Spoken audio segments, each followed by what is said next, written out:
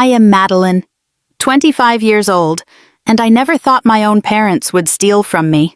We were celebrating my sister Cassandra's engagement at our family's favorite restaurant when my parents proudly announced they were buying her a house as a wedding gift. I noticed their nervous glances when I casually asked about my trust fund. Something in their eyes made my stomach drop. That night began my journey to discover how far parental favoritism could go, and the shocking safeguard that would change everything. If you are watching this, drop a comment telling me where you are from, hit that like button, and subscribe to follow my story of betrayal and unexpected justice. Growing up in our sprawling colonial home in Connecticut, I always knew my place in the family hierarchy. My parents, Richard and Eleanor Thompson, had clear expectations for both their daughters, but somehow those expectations were always different for each of us. I was the responsible one, the steady achiever who brought home straight A's and participated in academic competitions. Cassandra, 2 years younger, was the social butterfly who could charm anyone with her infectious laugh and natural charisma. Our grandparents. My father's parents were old money, with traditional values, about family legacy. When I was born, they established a trust fund for my education and future, as was family tradition. They did the same for Cassandra when she arrived. My grandfather would often take me on his knee and tell me, "Maddie, this money is your foundation, not your house. Build something meaningful with it." I took those words to heart. While Cassandra joined sororities and became homecoming queen, I graduated top of my class and earned a full scholarship to Cornell, where I studied business and computer science. I worked internships every summer, building my resume and professional network. My grandparents beamed with pride at my graduation, while my parents seemed more concerned that I had refused to join them on the family vacation to the Hamptons that conflicted with my summer fellowship. Everything changed when my grandparents passed away within 6 months of each other during my senior year of college. Beyond the grief, I noticed a subtle shift in my parents' behavior. The once enforced Sunday family dinners became optional when I needed to study, but mandatory when Cassandra had social events to attend. My achievements received polite acknowledgments, while Cassandra's new job as a marketing assistant at a friend's company warranted a celebration dinner. After graduation, I took a position at a tech firm in Boston. The distance from my parents' Connecticut home seemed to widen the emotional gap between us. Meanwhile, Cassandra moved back home after college, working various jobs that never seemed to last more than a few months. My parents supported her through each transition, praising her for finding her path, while questioning when I would move beyond my starter job, despite my rapid promotions. 3 years into my career, Cassandra met Patrick Sullivan at a charity gala our parents hosted. Patrick came from a family similar to ours, but with more recent wealth and greater social connections. From the moment she brought him home, my parents were enamored. Patrick worked at his father's investment firm and lived in a penthouse apartment his parents had purchased for him. The Sullivan name opened doors in social circles my parents had long tried to enter. Their relationship progressed quickly, and my parents threw themselves into ensuring Patrick saw our family as worthy equals. Weekend trips to Martha's Vineyard Country Club memberships they had previously deemed pretentious, and a sudden interest in sailing all coincided with Patrick's presence in our lives. The changes were dramatic, but not entirely surprising given my parents' social aspirations. All the while, I had been developing plans for my future. After identifying a gap in the market for specialized software in the educational sector, I had begun drafting a business plan for my own startup. My calculations showed I would need approximately $200,000 in initial capital. With my savings and the trust fund my grandparents had established, I had exactly what I needed to launch without seeking outside investors who might dilute my vision. Additionally, I had found a perfect apartment in Cambridge near the Innovation District, where many successful tech startups were clustering. The property required a significant down payment, but between my savings and a portion of my trust fund, it was within reach. My 5-year plan was taking shape, and for the first time since starting my career, I felt I was building something truly my own. It was during this time that I first encountered resistance when trying to access my trust fund. According to my understanding, I had full access at 25, which I had reached several months earlier. When I contacted my parents about the process for withdrawing a small amount for a business development course, they gave vague answers about paperwork delays and administrative issues. "The market is volatile right now, Madeline," my father said during one phone call. "Best to leave that money where it is for now. We can discuss it when things stabilize." When I pressed for more specific information, my mother intervened. "Your father knows what he's doing, dear. Trust fund management is complicated. Besides, what's the rush? You have a good job." Their dismissiveness was frustrating, but not entirely out of character. My parents had always treated me as capable, yet somehow not quite ready for full adult responsibilities, especially when those responsibilities involved financial independence from them. Still, something about their evasiveness planted a seed of worry in my mind.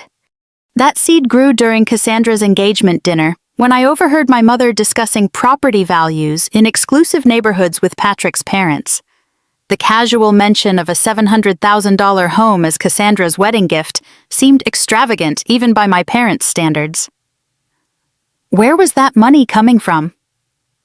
My father's business was successful, but not to the point of making such purchases without significant planning.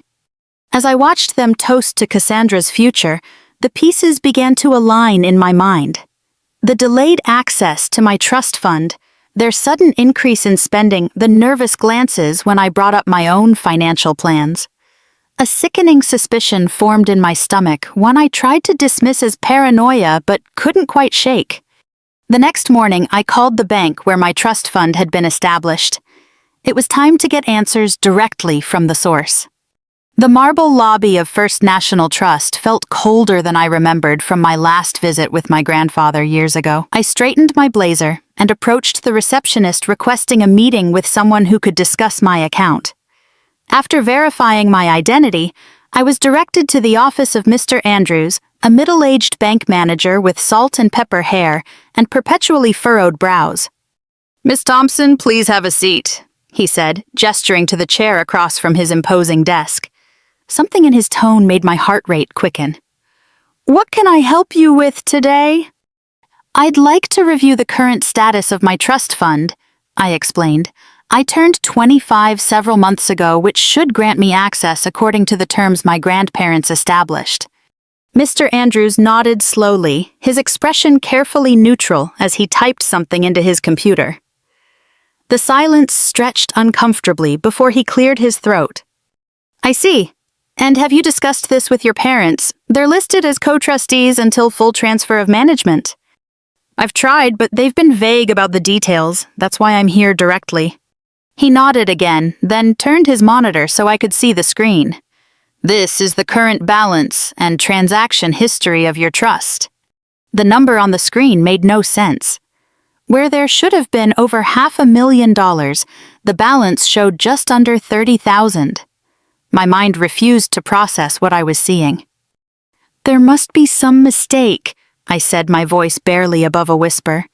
"That can't be right." Mr. Andrews clicked through to another screen. "These are the withdrawals made over the past 14 months. As you can see, there have been several large transfers authorized by the Kyo trustees, your parents." I stared at the screen in shock. Transfer after transfer, mostly in large round amounts, all going to my parents' joint account. The largest $300,000 had been withdrawn just 3 weeks ago, right around the time of Cassandra's engagement. "But they can't do that," I protested, my voice rising with panic. "The money was meant for me. My grandparents established this trust for my future." "According to our records, your parents have co-trustee authority until you turn 30, Mr. Andrews explained, his discomfort evident. The age of partial access was 25, but full control was set for 30. This arrangement is unusual but not unprecedented. I felt physically ill, and they've withdrawn almost everything. "I'm afraid so. The remaining balance is essentially the minimum required to keep the account active under the trust terms. I left the bank in a daze, tears blurring my vision as I made my way to my car. The betrayal cut deep, but even more painful was the realization that this had been happening for over a year. While I worked 60-hour weeks and saved diligently for my dreams, my parents had been systematically emptying the financial security my grandparents had established for me. The drive to my parents' house was a blur. I rehearsed what I would say, trying to remain calm and rational despite the rage and hurt boiling inside me. When I arrived, both my parents were home sitting in the sunroom with coffee and the Sunday paper, the picture of relaxed affluence. "Madeline, what a surprise," my mother said, setting down her cup. "We weren't expecting you this weekend." I didn't bother with pleasantries. "I just came from the bank. I know what you did with my trust fund." The color drained from my father's face, but he quickly composed himself. "Sit down, Madeline. Let's discuss this like adults." "Adults don't steal from their children," I shot back, remaining standing. My mother's eyes narrowed. "That's quite an accusation. The trust is a family matter, and as trustees, we made decisions based on family priorities." What family priorities required emptying my future security? Was it the boat you bought last summer? Or maybe Cassandra's new car? Or perhaps the house you're buying her and Patrick? My father stood his posture defensive. "Your sister is starting a family. She and Patrick have social and professional obligations that require certain appearances. The house is an investment in their future." "And what about my future, the business I've been planning, the apartment I was saving for? Did those not matter at all?" "You've always been the practical one, Madeline," my mother said with a dismissive wave. "You have a good job with benefits. You're stable. Cassandra needs more support to establish herself properly. So you stole from me because I'm responsible. Because I worked hard and planned carefully." "We didn't steal anything," my father snapped. "We reallocated family resources where they were most needed. Your grandparents left that money for the good of their grandchildren. Cassandra is their grandchild, too. Then why not use her trust fund? Why take from mine?" My parents exchanged uncomfortable glances before my mother spoke. "Cassandra's fund was smaller. Your grandfather favored you. We were simply balancing things out." The injustice of it all nearly took my breath away. "You had no right." "We had every legal right," my father countered. "As trustees, we're entrusted with making appropriate decisions." "Appropriate. You've left me with nothing while buying Cassandra a mansion." My mother's expression hardened. "This attitude is exactly why we didn't discuss it with you. We knew you wouldn't understand the bigger picture. Cassandra's marriage to Patrick connects our family to the Sullivans. That benefits everyone, including you. How exactly does Cassandra living in luxury benefit me?" "Connections, Madeline. Business is about who you know. With Patrick's family in our circle, doors will open for all of us." I laughed bitterly. "So you sacrificed my future for social climbing. That's just perfect." "Your business plan was always a long shot anyway," my father said dismissively. "The education software market is saturated. We did you a favor preventing you from wasting that money." His words struck like a physical blow. Not only had they taken my money, but they had so little faith in my abilities that they thought nothing of destroying my dreams. In that moment, I realized how little they truly knew me, and how little they valued my aspirations. "You had no right to make that decision," I said, my voice shaking with emotion. "That money was my birthright, my foundation for building a future." "You're being dramatic," my mother sighed. "You're young, you can save up again. Cassandra needs that support now for her social standing." "And what about my needs? Did those ever factor into your calculations?" "Of course they did," my father insisted. "We considered everything. You've always been the strong one, Madeline, the independent one. We knew you'd be fine." "So my strength was punished and Cassandra's weakness was rewarded." Is that your parenting philosophy? The conversation deteriorated from there. Words were said that couldn't be taken back. Painful truths exposed about their long-standing favoritism toward Cassandra. My father eventually asked me to leave when I refused to see reason about their decisions. I drove away with tears streaming down my face, feeling more alone than I ever had before. The week following my confrontation with my parents was one of the darkest periods of my life. I took emergency personal days from work, unable to focus on coding or meetings while my mind kept replaying my parents' casual dismissal of my dreams. I barely ate or slept, trapped in a cycle of disbelief, rage, and profound sadness. Alone in my apartment, I began to see my childhood through a new lens. The piano lessons Cassandra received while I was told to focus on academics. The new car Cassandra got for her 16th birthday while I was given bus passes to build character. The lavish, sweet 16 party with 100 guests compared to my quiet dinner celebration. I had always attributed these differences to our personalities and interests, but now I saw them for what they were: systematic favoritism. There was the time I won the state science competition in high school, and my parents sent my grandmother to the ceremony because they had tickets to Cassandra's school play. Or when I graduated college summa cum laude, and they spent most of the celebration dinner discussing Cassandra's new internship. The pattern was clear, and I had been blind to it, making excuses for them for years. The betrayal deepened 3 days after our confrontation when Cassandra called me. I had hoped she might be reaching out in solidarity, perhaps even as shocked as I was about our parents' actions. That hope was quickly shattered. "Mom and Dad told me you're making a huge deal about the trust fund situation," she began without preamble. "You need to calm down, Maddie. It's just money." I gripped my phone tighter. "Just money, Cassandra. They took over $500,000 from me to buy you a house."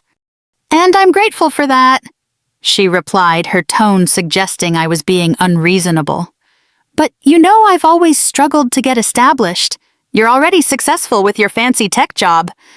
That money was meant for my future, for my business plans."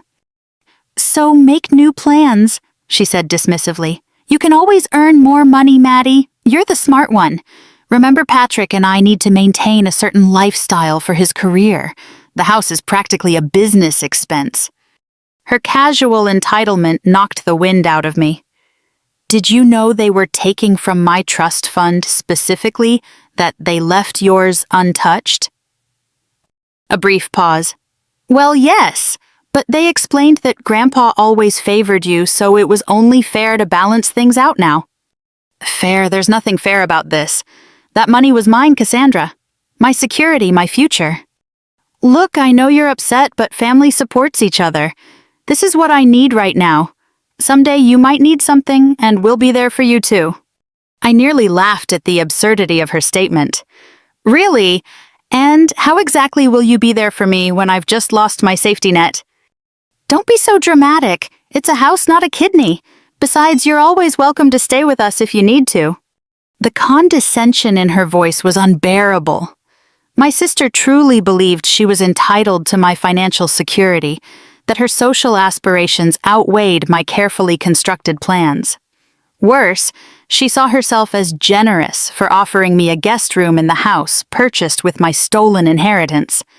The final blow came that weekend at a family gathering celebrating Cassandra and Patrick's engagement. I had considered not attending, but ultimately decided to go partly out of morbid curiosity about how my parents would behave around extended family. The answer, as it turned out, was with complete normalcy. They showed off architectural plans for Cassandra's new home, accepting compliments for their generosity. Aunts and uncles praised them for giving the young couple such a wonderful start in life. No one questioned where the money had come from, or if there might be another side to the story. When my great-aunt Patricia turned to me and asked, "And what about you, Madeline? Any big plans coming up?" I felt every eye in the room turn to me. My mother tensed visibly, clearly worried about what I might say. "I'm focusing on my career right now," I replied carefully. building experience. Still at that same company, no thoughts of settling down, pressed another relative. Before I could answer, my mother interjected, Madeline has always been career-focused. Not everyone needs the same things in life. The subtext was clear. Cassandra needed and deserved support because she was following the traditional path of marriage and family. My professional ambitions were viewed as a convenient excuse for why I didn't require the same investment. After that gathering, I sought advice from my friend Julia, a corporate attorney.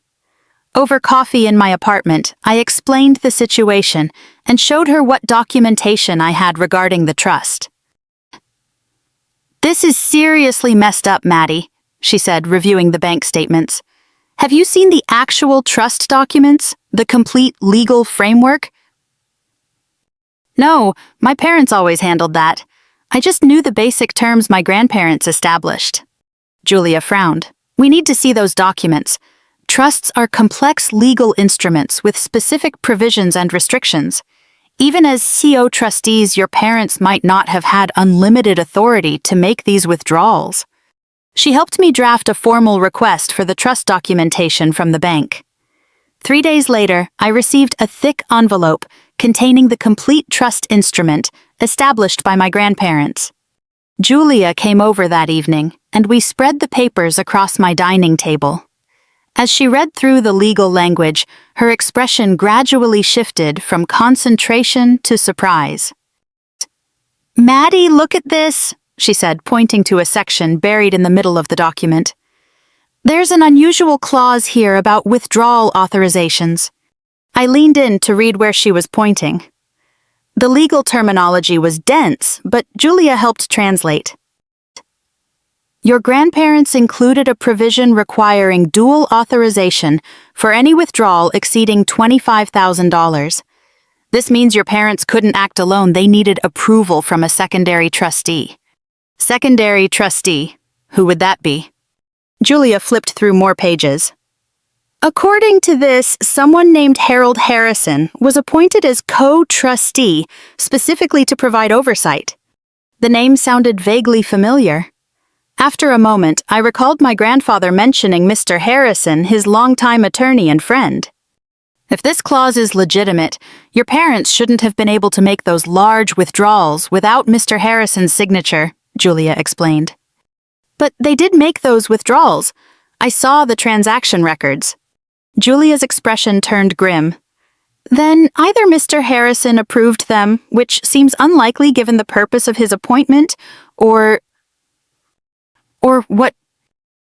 someone circumvented the dual authorization requirement, and that would be fraud." The realization hit me like a physical blow. My parents hadn't just taken advantage of their position as trustees, they might have committed actual fraud to access my money. The betrayal ran even deeper than I had imagined. "What should I do?" I asked, feeling both devastated and newly determined. "First, we need to contact Mr. Harrison if he's still alive. Then you should speak with the bank again about these specific provisions." Julia gathered the papers together. "This isn't over, Maddie. Your grandparents were smarter than your parents gave them credit for. They built in safeguards." For the first time since discovering the theft, I felt a glimmer of hope. My grandparents had anticipated potential problems and taken steps to protect my inheritance. Now I needed to find out if those protections could still be enforced. As I lay in bed that night, unable to sleep, I wondered about Mr. Harrison and what he